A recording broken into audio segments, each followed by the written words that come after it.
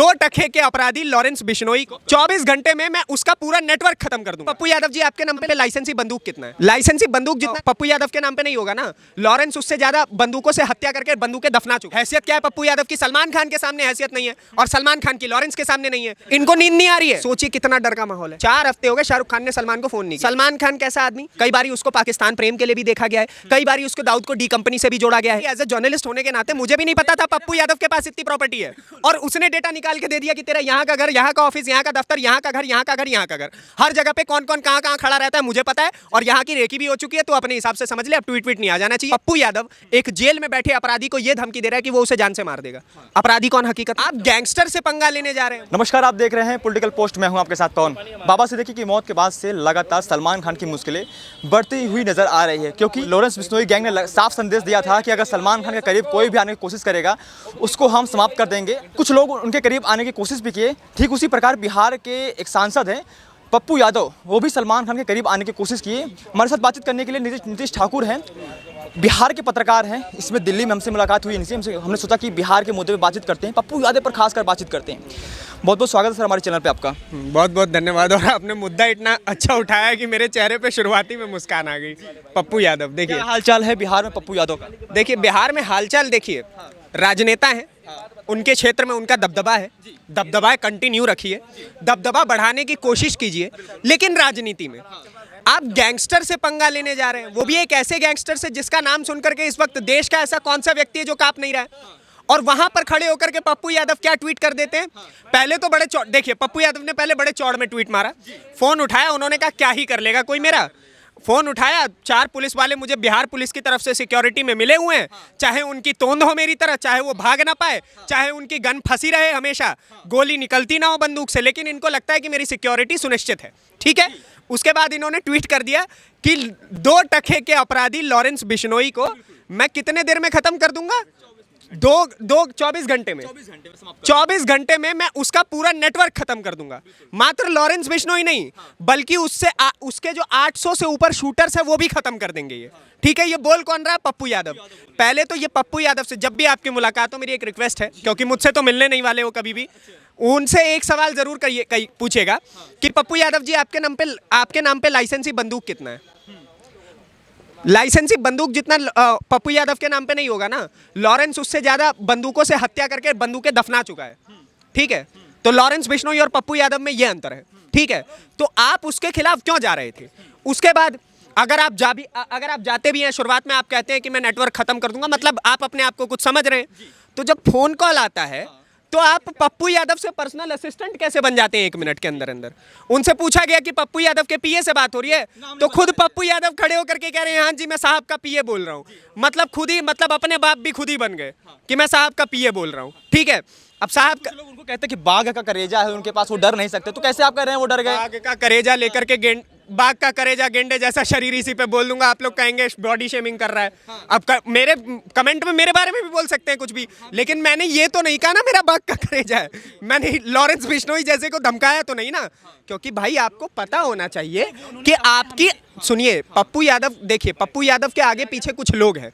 और सबसे मजे की बात देखिए, फोन कॉल पे साफ तौर पे ये कहा गया कि अपने एड्रेस सुन ले पहले तो, तेरा ये वाला घर, तेरा वहाँ वाला घर, तेरा वहाँ वाला ऑफिस, तू यहाँ रहता है, यहाँ रहता है, यहाँ रहता है। और हर जगह हमने रेकी करवा ली है, हर जगह हमारे शूटर्स बैठे हुए हैं। लॉरेंस भाई ने जेल बंद करवा करके जैमर 10 मिनट के लिए जेल में बंद करवा करके फिर तुझे फ़ोन किया, तू कीमत जानता है उसकी, और तूने फ़ोन नहीं उठाया, तो तेरे अंदर भय होना चाहिए ना। और पप्पू यादव कह रहे हैं कि नहीं साहब गलती हो गई, वो पॉलिटिकल ट्वीट था। तो अपने आप को फिर पॉलिटिकली क्यों कनेक्ट करते हो ऐसी चीज़ों से? जो चीज़ें जैसी है वो प्रशासन का काम है, प्रशासन संभालेगा, तुम राजनीति करो। देखो 2 टके की राजनीति पप्पू यादव की शुरुआत से रही है। ठीक है, पप्पू यादव एक ऐसे दुर्दांत अपराधियों में बिहार में उसकी गिनती आती है, और उसके बाद वो अपराध खत्म करने की बात कर रहा है। आपको पता होगा चुनाव जीतने के ठीक 1 महीने बाद पप्पू यादव के नाम पर एक एक्सटॉर्शन का केस डला था। एक्सटॉर्शन का केस किस चीज़ का? जिस जगह से वो सांसद है, पूर्णिया से, पूर्णिया में एक बहुत बड़ी फर्नीचर की शॉप है और उस शॉप के मालिक को उसने कॉल करके बोला था कि मुझे 2 करोड़ की फिरौती चाहिए, ठीक है, उसके आदमियों ने, और अभी तक वो केस चल रहा है। तो जो आदमी खुद अपराधी हो, दूसरे अपराधी को ज्ञान देना जरूरी नहीं है, ठीक है। सोच समझ कर उन्होंने धमकी दी थी 24 घंटे के लिए। उसने वही सोचा होगा कि अगर मैं लॉरेंस को धमकी दूंगा तो बिहार में मेरा नाम हो जाएगा, मैं भी लॉरेंस जैसा गैंगस्टर बन जाऊंगा। अरे भाई, सांसद हो, सांसद बन के रहो। संसद भवन में भी खड़े होकर के जाकर के कहते हैं कि मुझे मत सिखाओ, मैं 7 बार का सांसद। भाई, आपको सिखाने की आवश्यकता ही नहीं है, सुपारी मैन बन रहे हैं। सुपारी मैन बन रहे हैं, हाँ, सुपारी लेना शुरू कर रहे हैं। और अच्छी बात यह है कि पप्पू यादव जो है ना, पप्पू यादव अगर सुपारी 2 टुक खाए वही बढ़िया है, ठीक है। बिहार में 2 टुक सुपारी खाए ज्यादा बढ़िया है। ये है कि सरकार तो विफल हो चुकी है, गैंगस्टर को पनाह दे रही है, जेल में बैठाकर उनको इतना, अरे वो जेल में बैठ कितनी धमकियां दे रहा है। आपको कानून के ऊपर भरोसा है? बिल्कुल है। पप्पू यादव को है, होना चाहिए। इस देश के हर एक व्यक्ति को कानून के ऊपर भरोसा होना चाहिए। तो कानून अपना काम कर रहा है, कानून ने उसको सजा दी है, वो जेल में बैठा हुआ है। और क्या करेंगे आप इसमें? और मैं क्या कर सकता हूं इसमें इससे ज्यादा? पप्पू यादव, अब देखिए अपराधी कौन? लॉरेंस बिश्नोई जेल में बैठा हुआ है, अपनी सजा भुगत रहा है, ठीक है। पप्पू यादव बड़ा अपराधी है, लॉरेंस बिश्नोई बड़ा अपराधी है? आप मुझे अंतर बताइएगा। पप्पू यादव एक जेल में बैठे अपराधी को यह धमकी दे रहा है कि वो उसे जान से मार देगा। अपराधी कौन हकीकत में? पप्पू यादव, क्योंकि उन्होंने एक अपराधी को जेल के अंदर मारने की धमकी दी। तो कौन बड़ा अपराधी, ये सवाल उठता है ना। तो इसलिए मैं कहता हूं कि पप्पू यादव जैसों से बच के रहना चाहिए लोगों को। पप्पू यादव को मारने की धमकी मिल रही है सरकार से, केंद्र सरकार से उन्होंने सुरक्षा मांगी है। अब लगता है केंद्र सरकार को सुरक्षा देना चाहिए क्योंकि उनकी जान खतरे में है। सुनिए, कौन कौन सी कैटेगरी की सुरक्षा होती है मैं आपको बता देता हूँ। Y category, Y plus, Z, Z plus, X category, ठीक है। अभी पप्पू यादव के पास वाई कैटेगरी की सुरक्षा है, ठीक है। उसमें 2 से 3 पुलिस गार्ड मुहैया करवाए जाते हैं, दैट्स इट, ठीक है। वो कौन सी श्रेणी की सुरक्षा मांग रहे हैं? जेड, जो मतलब सबसे ऊपर जो सिक्योरिटी सर्विस है, जेड प्लस, उसके बाद की सुरक्षा वो मांग रहे हैं। यानी कि उनको अपने अंदर में कितने लोग चाहिए पता है? 40 से 50 लोगों की सुरक्षा वो अकेले आदमी मांग रहे हैं। हालांकि उनको आवश्यकता भी है क्योंकि खुद 40-50 लोगों के बराबर हैं, उनको जरूरत भी है इतनी, लेकिन फिर भी जो अभी देखिए, अगर उन्होंने सिक्योरिटी मांग ली तो ऐसा नहीं है कि अभी ही मिल जाएगा। 1 साल का वक्त लगता है। होम मिनिस्ट्री पूरा देखेगा, उनका पूरा इतिहास देखेगा, उनकी ज़रूरतें देखेगा। अगर होम मिनिस्ट्री को लगेगा कि इसको सुरक्षा की ज़रूरत है तो मिलेगा, नहीं है तो नहीं मिलेगा। और देखिए, सुनिए, एक बहुत अच्छी कहावत है, ओ लकड़ी क्यों पड़ी हो झाड़ में, आके घुस जाओ, ठीक है। देखिए, पप्पू यादव जैसे आदमियों को ना सबसे पहले बहुत सुनिश्चित रूप से ये समझना चाहिए कि दे आर नॉट गैंगस्टर्स। एक तो आजकल बिहार में, और ना केवल बिहार में, मैं पूरे देश में देख रहा हूँ कि आदमी विधायक बन जाता है, सांसद बन जाता है, उसके बाद उसको लगता है कि वो पूरे देश के कानून को अपने हिसाब से कंट्रोल कर लेगा। He is now a gangster, he himself a gangster, वो ये समझने लग जाता है। तो गैंगस्टर और पप्पू यादव, देखिए अंतर में, आपको नहीं लगता कि आप एक पत्रकार भी हैं, एक सांसद को एक गैंगस्टर कह रहा है कि आपको रेस्ट इन पीस कर देंगे? तो सांसद भी तो गंभीर बात नहीं लग रहा? सांसद भी तो गैंगस्टर को कह रहा था कि मैं तुझे जान से मार दूंगा, तेरा नेटवर्क खत्म कर दूंगा। पहले लकड़ी किसने ली? सवाल ये उठता है, आप बताइए। पहले पप्पू यादव पहुंचे ना कि मैं तुझे खत्म कर दूंगा, तो सामने से तो रिस्पॉन्स के सपोर्ट में वो खड़े हुए थे। सलमान खान के सपोर्ट में क्या खड़े हो गए? सलमान खान के घर पे 20 बॉडीगार्ड लगवा दिए या 20 बॉडीगार्ड की सैलरी भर दी पप्पू यादव ने? कुछ नहीं किया। जा करके बस मिलने की कोशिश की। सलमान खान उस टाइम पे बाहर थे, वो मिले भी नहीं। हैसियत क्या है पप्पू यादव की? सलमान खान के सामने हैसियत नहीं है, और सलमान खान की लॉरेंस के सामने नहीं है। तो सोचिए, सलमान खान के सामने हैसियत नहीं है, लॉरेंस से जाके भिड़ने जा रहे हैं। कितने गनर हैं पप्पू यादव के पास? मैं यही तो पूछ रहा हूँ। कितने बंदूकें हैं, कितनी असला हैं, कितने गनर हैं, कितने शूटर्स हैं? उसका डेटा दे दे, उधर से लॉरेंस अपना डेटा दे देगा, जिसका ज्यादा वो खत्म। लोग कहते हैं कि जो पप्पू यादव अपने एरिया में इतना निडर है कि अकेले ही बुलेट से चलते हैं, उनको कोई डर भय नहीं है, उनका कोई दुश्मन नहीं है। ये लॉरेंस बिश्नोई क्या कर लेगा?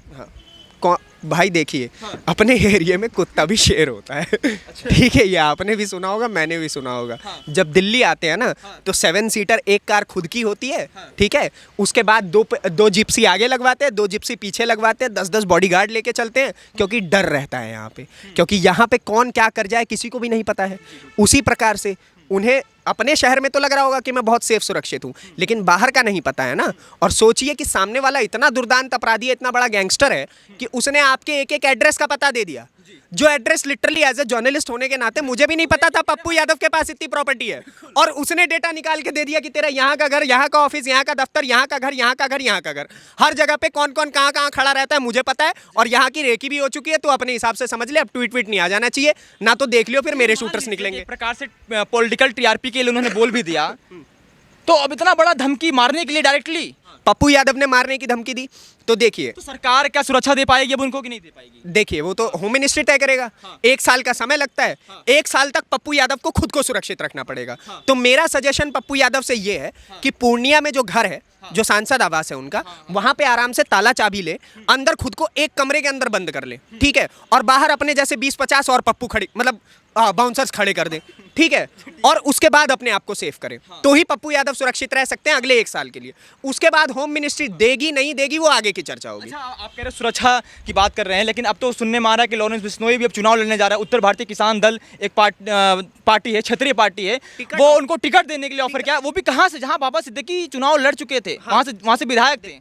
टिकट ऑफर किया गया है। अब वो लॉरेंस के ऊपर डिपेंड करता है वो ऑफर एक्सेप्ट करेगा कि नहीं करेगा, ठीक है। और मेरा बहुत सिंपल सा सवाल ये है, आपने एक खालिस्तानी है, ठीक है, वो आदमी सांसदी का चुनाव लड़ चुका है, चुनाव जीत चुका है, और उसके बाद सांसद बन के बैठा हुआ है, और वो इस वक्त पता है असम की जेल में बंद है, ठीक है। अब अगर एक खालिस्तानी जो आतंकवादी विचारधारा का व्यक्ति है, ठीक है, जो इस देश के टुकड़े करने की बात करता है, वो इस देश में लॉ मेकर बन के बैठ सकता है, तो एक व्यक्ति जो अपने आप को ये कह रहा है कि मैं इस देश को सुरक्षित रखने के लिए खालिस्तानियों को निपटाता हूं, तो वो क्यों नहीं इलेक्शन लड़ सकता है? मतलब आपके हिसाब से अगर लॉरेंस बिश्नोई चुनाव लड़े तो वो सही है? क्यों गलत है? सबका अधिकार है, कानून अधिकार दे रही है। मैं आप कौन होते हैं डिस्कस करने वाले कि वो लड़ सकता है नहीं लड़ सकता? हम धमकी दे रहा है लोगों को मारने के लिए। क्या भाई आप एक बात बताइए, उन्होंने धमकी दी, क्या ये आपने लॉरेंस के मुंह से सुना? लॉरेंस की गैंग ने तो जिम्मेदारी ली है ना, जिसको उन्होंने मारा है, लॉरेंस की गैंग ने जिम्मेदारी ली कि नहीं ली? हाँ तो मैं वही कह रहा। अब चलिए ठीक है, एक और छोटा सा मैं आपके सामने, ये भी कह चुका है हम अभी गुंडा नहीं है, जब तक हम सलमान खान को नहीं मारेंगे तब तक हम बहुत बड़ा गुंडा नहीं बनेंगे। हाँ तो ठीक है भाई, वो उसकी विचारधारा। मैं आपको एक छोटा सा कंपैरिजन बताता हूँ। उसने किसको मारा सबसे पहले, किसको मारा? पंजाब के सिंगर हुआ करते थे, क्या नाम है उनका? सिद्धू मूसेवाला, ठीक है। सिद्धू मूसेवाला को लेकर के देखिए, हाँ जिम्मेदारी ली थी उन्होंने। सिद्धू मूसेवाला के साथ दुश्मनी कहाँ से शुरू हुई? सिद्धू मूसेवाला के साथ उनकी दुश्मनी तब शुरू हुई जब उनके ही एक भाई को सिद्धू मूसेवाला के द्वारा मरवाया गया, ठीक है। सिद्धू मूसेवाला कौन थे? जो अपने गानों में गन कल्चर को प्रमोट किया करते थे, कहा करते थे मेरे पास बहुत सारा असला पड़ा है, ठीक है। सिद्धू मूसेवाला कौन है? जो कहीं ना कहीं खालिस्तानी माइंडसेट को प्रमोट किया करते थे एक समय पर, ठीक है, बात की बात नहीं कर रहा हूं मैं, एक समय पर, ठीक है। तो इनका आपस में गैंग वॉर चल रहा था, ठीक है। लॉरेंस बिश्नोई तो उसने निपटा दिया। अब दूसरे नंबर पे आते हैं बाबा सिद्दीकी। बाबा सिद्दीकी कौन थे? बाबा सिद्दीकी दाऊद की डी कंपनी को इंडिया में होल्ड करते थे। बाबा सिद्दीकी कौन थे? बाबा सिद्दीकी एक ऐसा आदमी था जो दाऊद से पैसे लेकर के इंडिया में दाऊद को व्हाइट वॉश करने के लिए मूवीज बनवाया करता था बॉलीवुड के साथ मिलकर के। बाबा सिद्दीकी कौन था? जो कई सारे टेररिस्ट ग्रुप से पैसा लिया करता था और इंडिया में उसको व्हाइट में कन्वर्ट किया करता था, व्हाइट मनी में, ठीक है। तो अब आप बताइए कि लॉरेंस गलत या बाबा सिद्दीकी गलत? तीसरा नाम लेते हैं, अब अगला नंबर किसका कह रही है?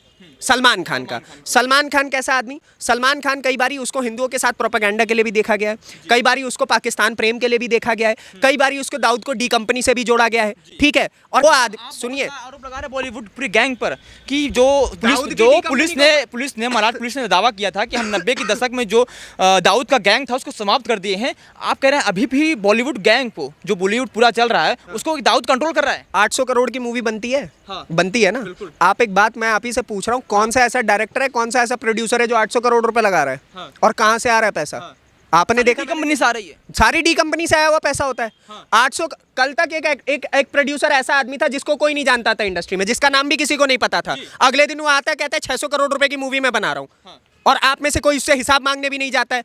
तो आप और मैं कौन होते हैं उसके ऊपर क्वेश्चन करने वाले, जब गवर्नमेंट ने उसको क्लीन चिट दे दी? तो ये सारा डी कंपनी से आया हुआ पैसा है भाई साहब, ठीक है। डी कंपनी मतलब दाऊद कंपनी, ठीक है। और अब एक नई कंपनी स्टार्ट होने वाली है, एल कंपनी लगा लीजिए। बॉलीवुड पे कब्जा करेगा फिर, देख सकते हैं फ्यूचर का क्या होगा। खालिस्तान को लेकर बताया कि सिद्धू मूसेवाला भी कहीं कहीं एक माइंडसेट जो उनका था खालिस्तानी का था, लेकिन आपको कुछ कमेंट में अभी आएगा कि आपके पास ज्ञान नहीं है, आप ऐसे ही सिद्धू मूसेवाला के बारे में बोल रहे हैं। दिन में ऐसे 200-300 कमेंट में झेलता हूँ, झेलता क्या हूँ, मुझे फर्क भी नहीं पड़ता है, ठीक है। देखिए अब इनमें और मुझ में अंतर बता देता हूँ। मैंने बोला मैं घर जाऊंगा, आराम से रोटी खाऊंगा, पानी पीऊंगा, अगली स्क्रिप्टें तैयार करूंगा, अगले रिसर्च पढ़ूंगा, और मस्त 2 से 3 बजे रात को मैं सो जाऊंगा, ठीक है। और ये लोग क्या कर रहे होंगे? ये मेरी वीडियो देख करके हो रहे होंगे, तिल मिला रहे होंगे 2-3 बजे रात में भी। इनको नींद नहीं आ रही है, मेरी वीडियो देख करके इनकी नींदें उड़ जा रही है। ये कमेंट में लगे पड़े टे टे टे टे, और मैं फोन उठा करके भी नहीं देख रहा हूँ। फोन मैं तभी उठा रहा हूँ जब मेरे भाइयों का फोन आ रहा है, पीछे पुष्पक खड़ा, इसका फोन आएगा तो उठाऊंगा, तुम्हारा फोन आएगा तो उठाऊंगा। इनको तो मैं मैसेज भी नहीं देखूंगा। अच्छा, लास्ट सवाल हमारा यही है कि सलमान खान 1,32,000 फॉलोअर है मेरे, 1,32,000 फ्लेक्स कर रहा हूँ, चलो ठीक है, 1,32,000 फॉलोअर है मेरे। दिन में 10,000 नेगेटिव कमेंट मेरे पास आते हैं।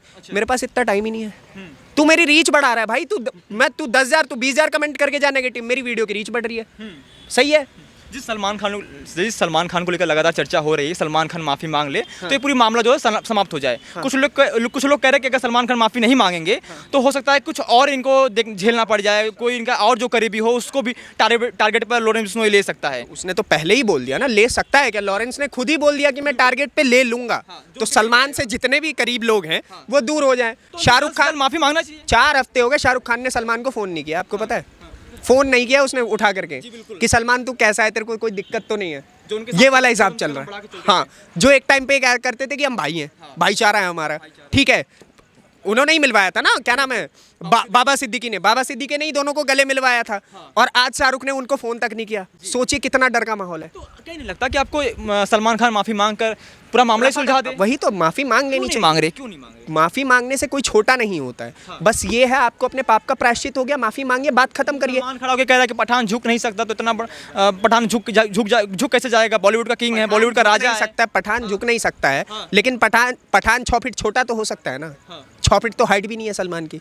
सोचिए कितना छोटा कर दिया जाएगा। ये मैं नहीं कह रहा हूँ, ये सारा लॉरेंस का किया हुआ है। लॉरेंस कह रहा है ये बातें। तो मेरी रिक्वेस्ट है सलमान भाई, मैं आपका भाई होने के नाते, भाई तो खैर आप मेरे हो नहीं सकते हो, ठीक है, you are not my type, ठीक है। तो पहले सलमान जी, मैं आपसे रिक्वेस्ट कर रहा हूँ कि माफ़ी मांगिए। हमारे समाज, लॉरेंस बिश्नोई समाज जो है, बिश्नोई हमारा ही समाज है, हिंदुओं से निकला हुआ समाज है। तो उस समाज के प्रति हमारी संवेदना है, हमारे समाज से माफ़ी मांगो, हम तुम्हें माफ़ कर देंगे। माफ़ी नहीं मांगोगे तो फिर तो वो लेकिन सलमान खान माफी के मूड में तो नजर नहीं आ रहे फिलहाल। तो लॉरेंस बिश्नोई का क्या मूड है फिर? लॉरेंस बिश्नोई का मूड, अब वो उसने एबीपी न्यूज़ का इंटरव्यू हुआ था, एक जेल में बैठे हुए थे उस टाइम पे, और उन्होंने अपना मूड बता दिया था कि जी सलमान मारूंगा, ठीक है, सलमान मारूंगा। उसने क्लियर बोला था, नेशनल टेलीविजन पे बोला था। ना आप कुछ कर पाए, ना मैं कुछ कर पाया, ना साबरमती जेल प्रशासन कुछ कर पाई, ना भारत की सरकार कुछ कर पाई, ना उच्च न्यायालय कुछ कर पाई, ना सुप्रीम कोर्ट कुछ कर पाया। तो वो तो खुद लॉरेंस समझ लेगा और खुद सलमान समझ लेंगे। अच्छा है, अभी भी समय है।